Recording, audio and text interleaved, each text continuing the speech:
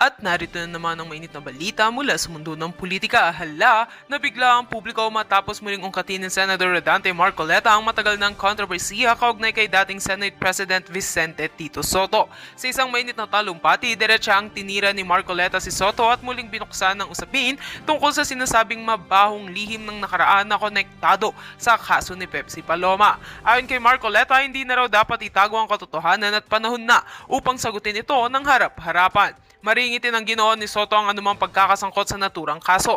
Ngunit dahil sa pagbubunyag ni Marcoleta, muling nag-init ang usapan sa publiko. Umaalma ngayon ang mga kritiko at hinihingi na muling siyasatin ng mga dokumento at testimonya kaugnay ng nasabing insidente. Gate pa ni Marcoleta, may mga hindi pa nabibigyang hustisya na kailangang pakinggan sa pagkakataong ito. Samantala, nanindigan naman ang kampo ni Soto na matagal nang naisara at napatunayan na ang usapin. Anila, malinaw pa na naninira lamang ang ginagawa ng ilang politiko upang dungisan ang pangalan ng dating senador. Gayunpaman, hindi maiwasan ng mga netizens na muling balikan ang mga artikulo at lumang balita ukol kay Pepsi Paloma. Dahilan upang mas lalo pang lumaki ang kontrobersya sa social media. Sa ngayon, umaasa ang taong bayan na magkakaroon ng patas na imbestigasyon kung sakaling ituloy ang pagbubukas ng kaso. Habang wala pang malinaw na resulta, nananatiling hati ang opinyon ng publiko. May mga naniniwalang dapat nang kalimutan ng issue, ngunit marami rin ang nananawagan na dapat ay tuluyang makamit ang hustisya kahit pa matagal nang nangyari ang lahat. At yan nga ang mga balitang ating pagkakatutukan, at kung bago ka pa lamang sa aking channel ay huwag kakalimutang mag-like, share and subscribe para updated ka sa mga bagong balita dito sa Tatak Pinas.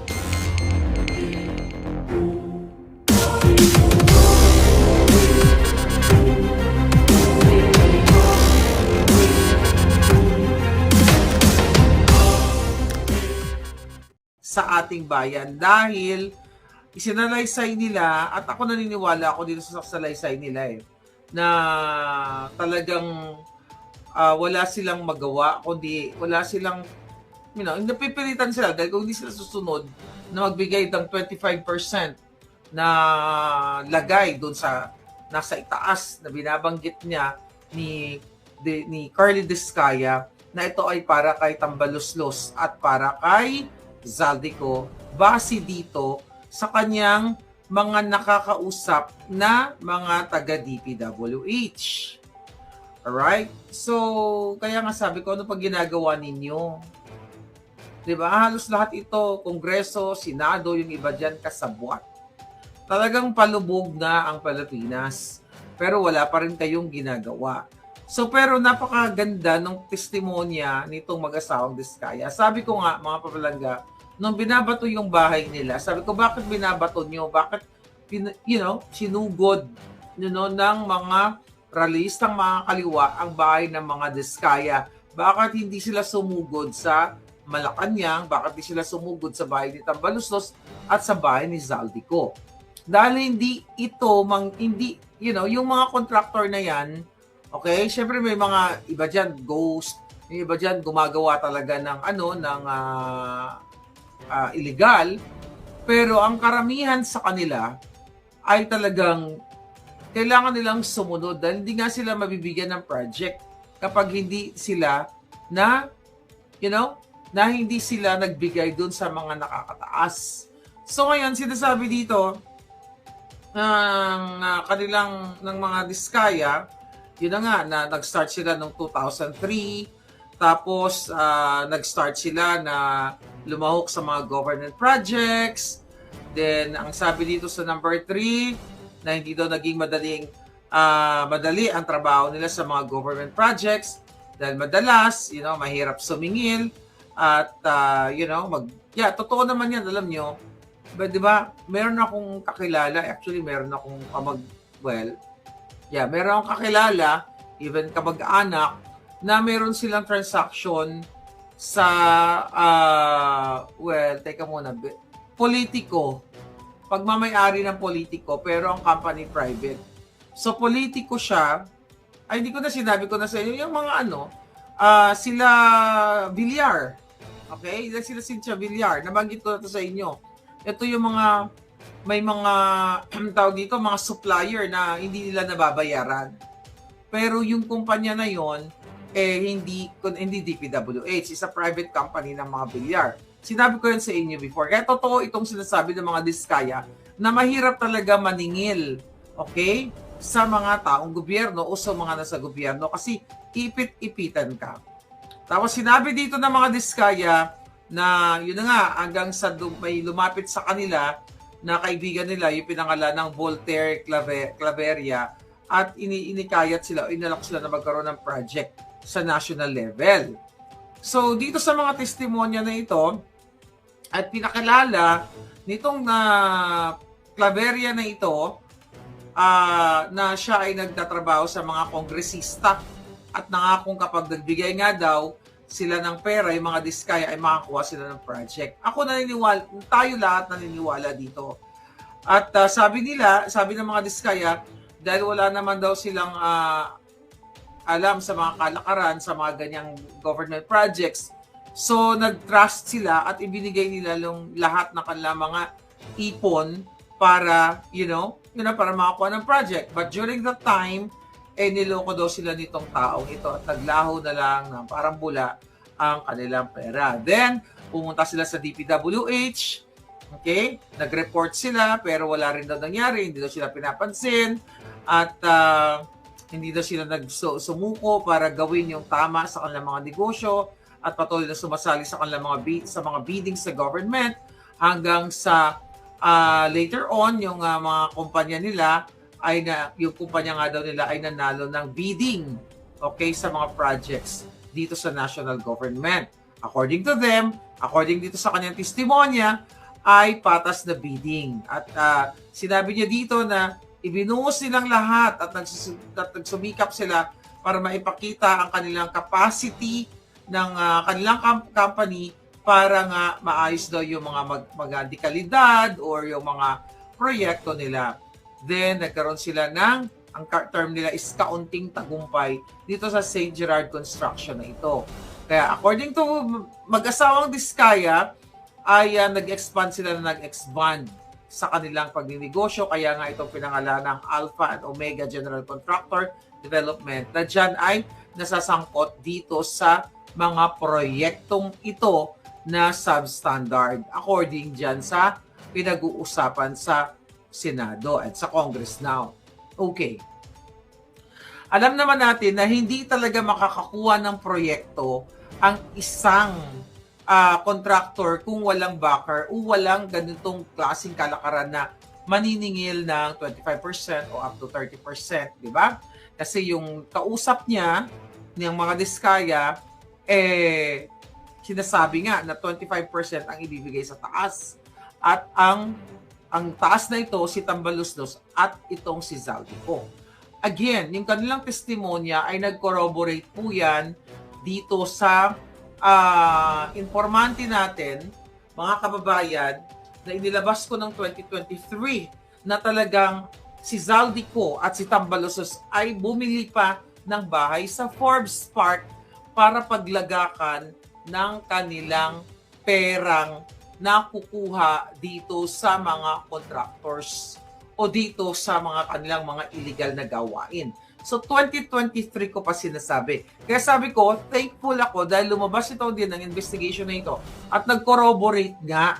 Okay? Nag-corroborate yung aking mga testimonya dito sa testimonya naman ng mga diskaya. Kaya hindi, alam mo, maganda yung sinabi ni Curly. Okay? Hindi ko sinasabi, aminado naman sila. Okay? Na kailangan nilang sumunod, na kailangan nilang sakyan yung sistema. Pero kung titignan mo, okay? Kung titignan mo mga kababayan, hindi talaga, sabi nga ni Senator Marcoleta, di ba, na ang may passive, di ba, naghihingi sila ng protekta itong mga mag-asawang diskaya na gagawin nga silang state witness. Tapos, ang sinasabi ni Senator Marcoleta doon na yung mga less guilty ba ang term doon, na mga katulad nila ay talagang posibleng pwedeng maging state witness. At itong mga most guilty, ito nga si Tambaloslos at si Zaldico at ang mga taga-DPWH ay yung mga yan, talagang sila, hindi sila pwede maging state witness, dapat sila ikulong. Dapat sila jetayin kung mayroong bitay. Di ba? Kaya sabi ko nga sa inyo, mga kababayan, habang nag-enjoy tayo syempre sa bakasyon natin, tuloy-tuloy ang ating pakikipaglaban, ipo-pull out ko lang uli itong Forbes Spark issue na ito. Okay? Patungkol dito kay Zaldico. Right? Kay Zaldico, mga kababayan, Forbes Spark. Dahil pinakita dyan ngayon pinakita dyan sa, I think sa Congress. Tama. Okay, tingnan. Wait a minute. Forbes Spark.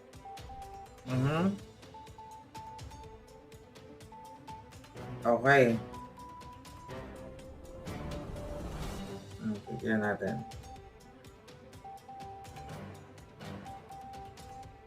Forbes Spark ni Zaldico. Okay. So mga kababayan, okay. Kaya nga sabi ko sa inyo, talagang nag-corroborate itong kwento ng ating informante na talagang etong si Zaldico at si Tambaluslos ay bumili nga ng bahay dyan sa Forbes Park para paglagakan ng tangkas-tangkas na pera. At pinakita dyan sa Congress ngayon, ongoing yung kanilang, medyo nakikinig ako, yung kanilang Senate hearing na talagang milyon-milyon ang nilalapag sa lamesa ng mga kontraktor ang binabayad sa kanila at pera ng bayan yun. Imagine ninyo, total of billions. Kaya no wonder, lubog talaga kayo sa baha. Okay? Malulubog talaga kayo ang buhay ninyo. Hindi porket kayo ay, hindi kayo, kahit hindi kayo makialam sa politika, kahit kayo ay, sabi ko nga, when you say neutral kayo, ayaw nyo makialam because you're not a political person. Meaning, duwag lang kayo o ayaw nyo talagang ipagtanggol ang katotohanan. Ayaw nyo ipagtanggol ang bayan kasi there's no such thing as neutral when it comes to corruption ng mga politiko. Magpasalamat pa rin tayo dito sa mga diskaya na ito, sa kabila, well, of course, 'di ba, yung mga yung paulit-ulit kong sinabi, yung ipinakita nila ng mga luxurious cars nila, yung kanilang buhay and everything na pinapakita nila, tinga lamang sila. Imagine mo, based dun sa kanilang testimonya, ang napupunta lang sa kanila is 3 to 5%. Then 25% to 30% napupunta dito kay Zaldico at dito kay Tambaluslos. So how much more ang hindi nyo nakikita, ang hindi natin nakikita na mga extravaganza o mga luxurious life or living nitong mga ng mga politiko na ito. Kasi ang tinuligsa nyo lang, ang hirap, ang naging trending kasi in the past, yung mga anak ng mga contractor na sobrang bongga talaga yung kanilang mga pamumuhay, the helicopter. Siyempre lahat yan, lahat yan dapat makulong. Lahat ng nagnakaw sa bayan makulong. Pero, bakit kayo nakatutok lang dito sa mga contractors na ito? Diba? Diyan sa Congress, nakatutok lang sila ngayon. Si De Lima, si Tinio, basta yung mga demonyo dyan sa Congress, si Abante, talagang nililihis na nila ngayon ang issue papunta sa Duterte administration. At don't get me wrong, nung si Zaldico ay nasangkot sa Farmally, sa mga overpriced laptop, panahon ni Pangulong Duterte. This is not about kung ginawa nila yung pagnanakaw, panahon ni Pangulong Duterte, panahon ni Gloria Arroyo, ni Noynoy, o panahon ni Marcos. Diba? Ang pinag-uusapan natin dito, panagutin ang mga politiko, ang mga kongresista, yung mga hayop na ito. Pero, hindi natin yan mapapanagot pag hindi kayo kumilos. Hindi nyo mapapagsay pa ulit-ulit na lang yan. Di ba? Wala si Zaldico dyan. Tapos recently, nag-deny sila na hindi totoo yan. Nag-deny din si Tambaluslos na hindi totoo. Kailangan naman naaamin yan.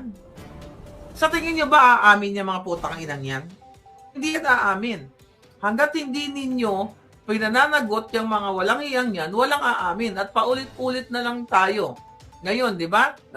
Ang pinag-uusapan ngayon dyan, papunta na sa mga Duterte. Nakita nyo, yung sa Kongreso, hindi na nila tinatanong yung involvement ni Zaldico at ni Tambaluslos. Ang tinatanong nitong mga hinayupak na ito, sa kay Curly Discaya, yung kung magkano yung mga na-accumulate nilang mga projects and income during from 2016 to 2022. Di ba? So, pinutol na nila 2022 to hanggang sa kasalukuyan nitong ni Bangag na ito. Tinanggal na rin nila yung panahon ni Noynoy. So, nakafocus na sila ngayon sa mga Duterte. At again, hindi po, walang, kahit ng panahon ni Duterte, yan si Saldico, kasama yan din sa declaration ko. Actually, okay, may declaration dito kay Saldico na ito. Mga kababayan, kasama nga dito na pinresent natin sa Korte ng California ay okay, dito na itong si Saldico na ito at saka si Tambaluslos ay partner talaga sila. Partner talaga sila dito sa mga maanumalyang mga transaksyon. Mga jutang na talaga. Ano sabi ng mga Diskaya? Okay? Okay. Sabi ng mga Diskaya, sabi nila daw, dito sa kanyang declaration, dapat tanggapin namin ang realidad na dapat kaming magbayad sa mga mambabatas kung gusto pa naming magpatuloy na magkaroon ng projects sa gobyerno. Kung hindi, sabi dito, kung hindi, binabala nila na matatanggal sa listahan ang kumpanya namin at hindi na makakakuha ng anumang proyekto. At ako naniniwala ako dito sa kanilang testimonya. Ang sinasabi dito ng mga Diskaya ay hindi namin ginusto kailanman na magsama-sama sa ganitong sistema pero kailangan namin magpatuloy para sa pamilya at mga empleyado. Dahil sa aming paglaban sa mga tiwaling bidding, maraming beses naming naranasan na ma-disqualify ng bids and awards committee ng DPWH na hawak ng mga mambabatas at nagpupondo ng project. Totoo yun. At again, aminado naman ang mga Diskaya na nakipagsabwatan nga sila sa mga kongresista. Pero kung hindi kongresista, kung hindi sila Tambaluslos, kung hindi ang Bangag administration ang nag-i-impose nitong 25 to 30% or maybe more than that na mga kickback, mga kababayan, hindi naman hindi naman makaka-penetrate o hindi makakagalaw itong mga contractor katulad ng mga Diskaya. Okay? Katulad niyang si RA Pahati Construction. Mukhang wala pa dyan, Pinanood ko yung late ako nanood kasi nga busy-busyan ako sa ating bakasyon. Yung si RA Pahati na yan. Okay, yung Jella Pahati na sinasabi ko, kasabwat yan ni Sandro Marcos. Kasabwat yan ng mga bangag. Pero dyan sa Kongreso ngayon, inililiyis na nila yung issue, papunta na kay Duterte. Okay? Papunta na sa mga Duterte. Inaalis na nila itong si Saldico, itong si Tambaluslos, itong mga kongresista. Dahil sabwat, my God, sabwatan yan sila. At sinasabi ng mga Diskaya, hindi daw nila ginusto na mapasama sa ganong klaseng sistema. Pero kailangan daw nilang magpatuloy para sa pamilya empleyado dahil nga daw, sinasabi nila dito dahil naiipit, okay? Dahil naiipit na yung kanilang mga negosyo, lumulubog na daw sila sa mga utang at yung kanilang mga companies ay talagang nasa peligro na at yung buhay ng kanilang mga pamilya kaya daw napilitan silang makisama sa kalakaran kahit labag daw sa kanilang kalooban. At yan ang realidad. At sinasabi ng mga Diskaya na paulit-ulit silang ginagamit ng mga nasa pwesto sa sistemang bulok at wala daw silang magawa dahil kung hindi, alright, sila makisama, gagawan sila ng problema, yung mga project nila, i-award